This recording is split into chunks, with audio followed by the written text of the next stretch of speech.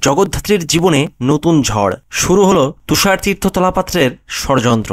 বিস্তারিত জানতে লাইক দিয়ে সাথে থাকুন। জগদ্ধাত্রী সুস্থ হয়ে আবার তার আগের শক্তিতে ফিরে এসেছে। সে ইতিমধ্যেই আদালতের কাঠগড়ায় দাঁড় করিয়ে দিব্যা সেনকে শাস্তি দিয়েছে। আর এই খবরটা চাউর হতেই কেঁপে উঠেছে পুরনো শত্রুরা।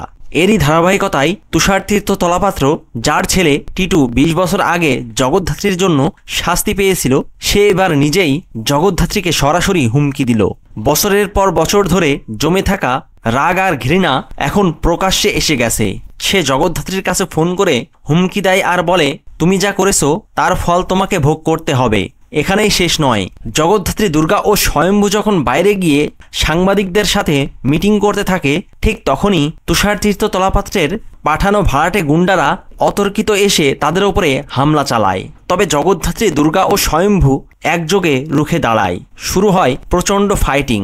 আর জগদ্ধাত্রী দুর্গা ও স্বয়ম্ভুর কাছে ধোলাই খেয়ে সমস্ত গুন্ডারা মাটিতে গড়াগড়ি খেতে থাকে। আর এই ঘটনার পরেই দুর্গার ধৈর্যের বাঁধ ভেঙে যায়। সে এবার ঠিক করেই নেয় যে এবার সে তুষার তীর্থ তলাপাত্রকে চরম শিক্ষা দেবে। তো বন্ধুরা, আপনাদের কি মতামত? এবার কি তুষার তীর্থ তলাপাত্রেরও শাস্তির সময় এসে গেছে?